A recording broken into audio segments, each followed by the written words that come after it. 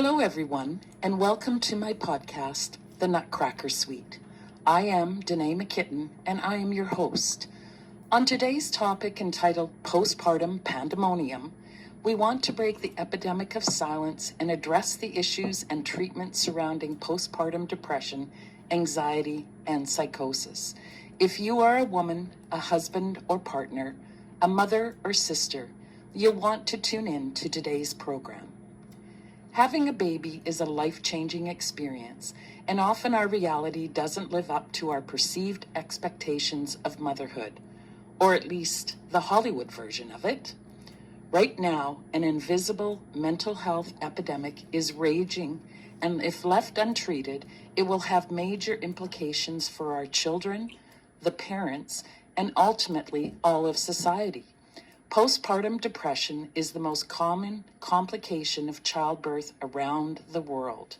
Approximately 70 to 80% of women shortly after birthing experience a condition we refer to as the baby blues.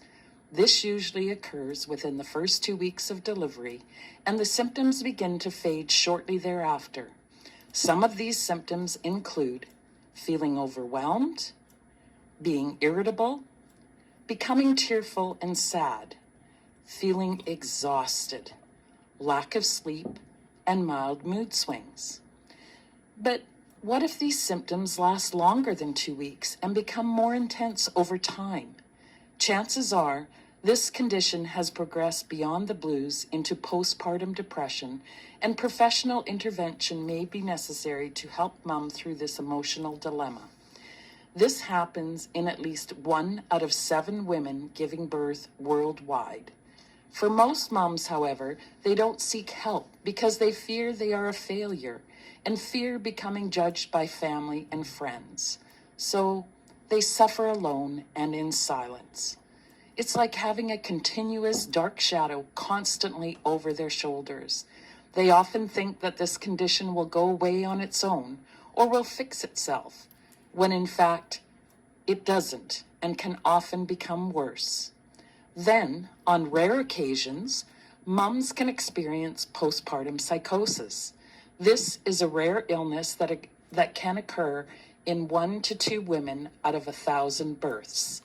The onset of symptoms usually occur within the first 2 weeks postpartum and are characterized by the following signs: confusion and disorientation, obsessive thoughts about your baby, insomnia, excessive energy and agitation, hallucinations and delusions that they are often religious in nature, paranoia. Such a fearful and confusing experience when we're supposed to feel on top of the world. These symptoms require immediate medical attention, as 1/3 of the women hospitalized with postpartum psychosis express delusions about their babies, and sadly, 4% will result in infanticide. We must break down the stigma so more positive outcomes are possible for these women and their families. I now want to share a story about Amy, a mom of 3 girls and her roller coaster ride with postpartum psychosis.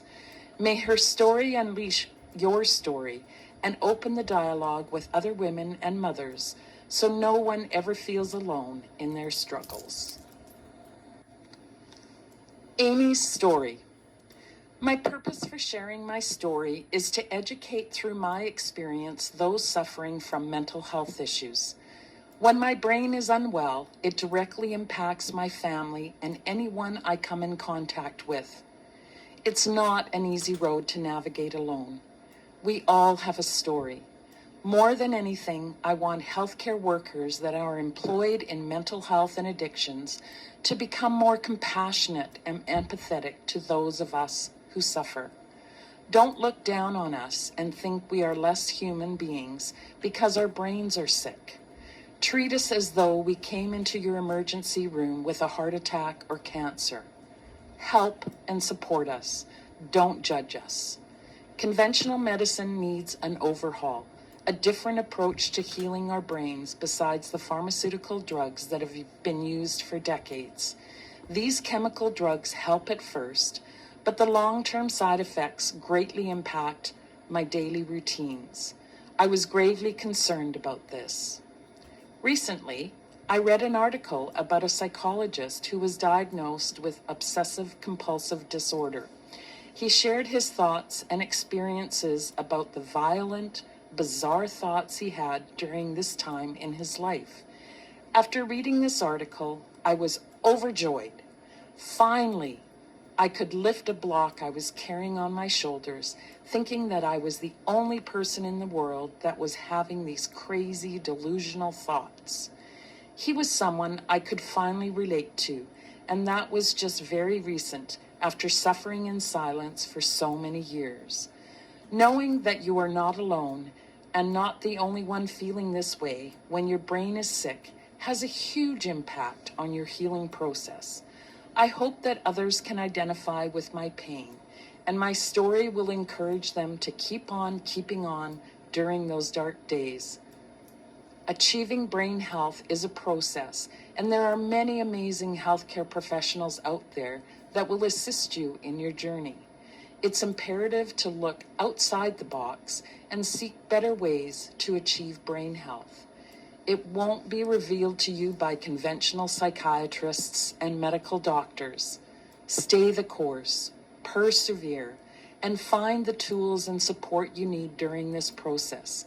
There's nothing better in this world than becoming who you were truly meant to be. Continuation of Amy's story. I became pregnant with my third child. During that time, I was attending a local church and going for counseling at the church with a pastor. I was off all my previous medications for anxiety and obsessive-compulsive disorder, a decision I made through the counseling that I received at the church because it was their philosophy that with the power of prayer and with God's help, I should be able to get through this. There were days that I can remember when my thoughts were really bad, and I would be laid up for days because I was inconsolable. Then I would feel okay for about a month or so. I was not exercising, and there was a lot of fasting and praying at the church. I was not eating properly as I participated in this ritual in the hopes of getting closer to God and becoming well again. I thought that God was going to supply for me what my baby and my body needed. In reality, my baby was getting everything from the things I did eat, and I was nutritionally depriving my needs as a mother. The birth of my third child was a traumatic one. She was born with no heartbeat, and the medical team had to resuscitate her. The worst part was that my doctor didn't make it to the hospital for this entire ordeal. I was an emotional mess. My baby started choking, and I thought she was going to die. So during my hysterics, they gave me a shot of Ativan and told my husband to stay by my side until I fell asleep. Things just got bad from this point forward. My baby was about 8 months old, and I began living my greatest nightmare. I was still attending church and going for counseling there, but the praying and fasting wasn't working, and ideally making things much worse. It was then when I experienced a full-on postpartum psychosis. Looking back, I'm not sure how much of my experience was actually a psychosis or a spiritually or demonic torment. I had horrible, traumatizing thoughts all the time. The entire church body was praying for me. I was exhausted, with little or no sleep, as I had 3 little girls under the age of 5 and a baby that I was still nursing.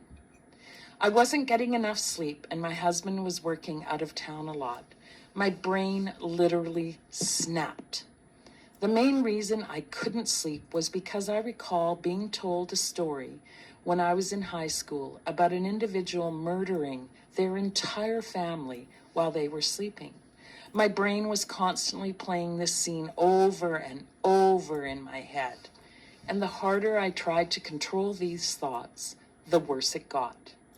Even though I knew I wouldn't do any of these things while I was awake, I questioned myself about doing them when I was sleeping. So I refused to sleep, and I also refused to eat certain things. I'm not sure if refusing to eat particular foods was a religious thing or not, but it resulted in me eating foods that weren't healthy for my body. Things continued to get worse. One afternoon, I recall driving with my husband along the Esplanade and stopping at a local coffee shop. I remember being extremely paranoid that there was a conspiracy and people were trying to kill me. All these crazy thoughts were running through my head, and I couldn't stop them. My husband felt my actions that day were like being on an acid trip. I remember saying to my husband that I needed to go to the hospital because I was so unwell. But then there was all this religious stuff because there was the church, and they were telling me that God could heal me and that I didn't need any prescription medications. And so I was really messed up in my thinking. My husband didn't know what to do, but he knew deep down that I needed help. He got me to my doctor, who then directed my husband to drive me straight to the hospital, because if he didn't admit me, she surely would. I felt so alone. I thought for sure that they were going to put me in jail for thinking these thoughts, so I didn't want to share with anyone what I was actually thinking and feeling. And the more you wanted to get rid of these thoughts, the worse they became. I felt as though I was a huge, evil failure. My brain was sick, no different than someone being admitted to the hospital for a heart attack or stroke. The sad thing is that one often doesn't feel comfortable sharing these feelings and thoughts with healthcare professionals. There is so much shame for having these thoughts, and you fear judgment by these people that are ultimately supposed to be there to help you. I didn't want to be admitted to the hospital, but I was terrified to be at home alone with my children. My experience in the psych ward wasn't great. I was not very compliant, and I was terrified to be there. Every time I was given my medications by the nurses, I felt they were trying to poison and kill me with the drugs that were supposed to help my brain. Most of the nurses were good, but I recall one nurse that was completely inappropriate. Because I wouldn't participate in a specific group therapy session due to my religious beliefs, she threatened me. If I didn't cooperate, she would tell my doctor and make sure that I didn't get an evening pass to see my family the next day. I was furious on how she didn't respect my belief system and how her actions impacted my vulnerability and suffering. So here I was in a place to hopefully get well, and I felt like I was taken hostage. My doctor, the psychiatrist there treating me, was always kind to me. He was always so good to me and stuck by me the entire time I was in the hospital. The unfortunate thing is that the psychiatrists are only there for a very short period of time in the morning, and you have to deal with the nurses the rest of the day. I didn't share with my psychiatrist the threats I felt from the other nurse because by the time I was able to process this whole ordeal, it was a few years after my hospitalization. I don't remember how long I was in the psych ward, maybe 1 or 2 weeks, but I wanted out so bad. During the day I was fine, but I just wanted to be with my family. It was the sleeping thing. I was afraid to go to sleep, but I felt much safer at home than I did in the psych ward. Upon discharge, I was placed on a couple of drugs, an antipsychotic and one for my obsessive-compulsive disorder. I was having major issues with the antipsychotic, it making me worse. It made my delusions and my hallucinations escalate, and I felt flat and numb. Physically, I felt like I was having a heart attack, and when I explained to my medical team how I was suffering, I don't think they believed me. Their best course of action was to introduce a third drug to counteract the effects of the antipsychotic drug, but it still didn't help. When I got home, I took myself off the antipsychotic drug. I know this was a really stupid move to make, and I didn't want to be a non-compliant patient, but it wasn't helping me. Fortunately, I got to see a locum at the clinic I was attending, as both my regular doctor and psychiatrist were away.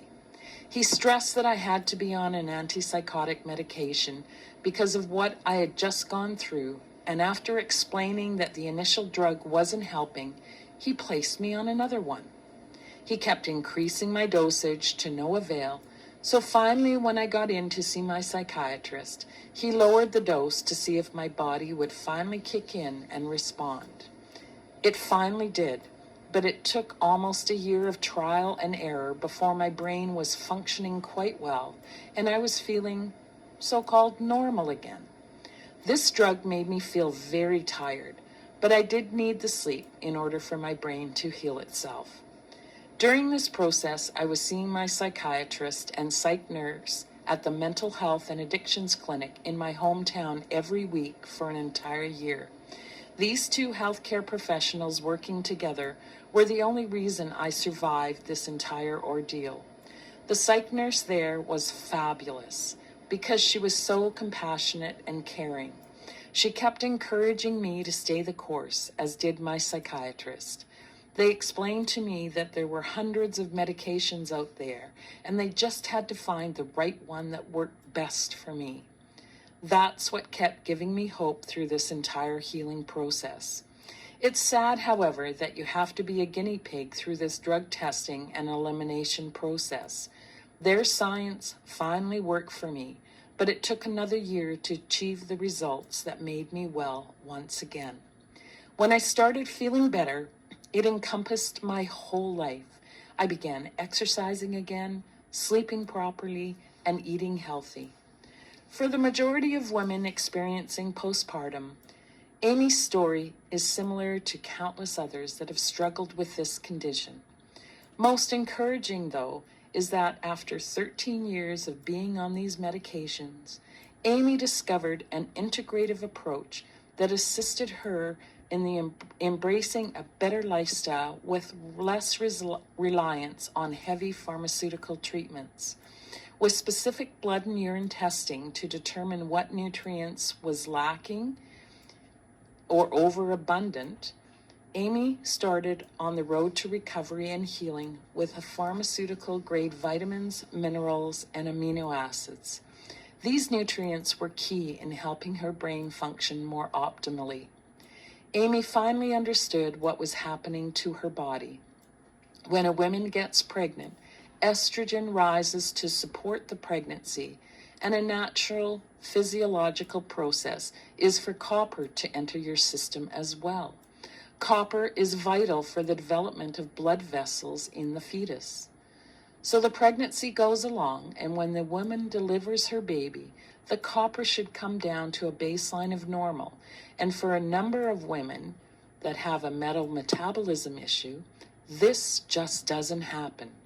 For these specific women whose copper content cannot be excreted or metabolized appropriately, they are at a new set point. With each pregnancy, as the estrogen and copper ratio rises, it is a higher and higher set point. That's when problems arise. Copper lowers dopamine, the feel-good hormone in the brain, and increases norepinephrine, which is another neurotransmitter in the brain that functions as a stress hormone. Imbalances in these important brain neurotransmitters can cause increased anxiety, panic disorders, and postpartum depression and psychosis. The same situation can arise with the use of the birth control pill. Once Amy's mental health improved with a physician-prescribed for advanced nutrient therapy program, her doctor was able to wean her down on the dosages of the antipsychotic and antidepressant medication to below a level that she was originally prescribed. She was thrilled with this process, as she was less tired and felt she could lead a more productive, fulfilling life. Amy has weathered some big storms in her life, and because she has faithfully been taking the nutrient supplements, there hasn't been the need to change or alter the dosages of her psychiatric medication. I hope today's story has inspired you. For any questions or further information, please contact Danae McKitten at dandilionhealing.com, and that's spelled DANDILION healing.com, or give her a call at 368-999-1213.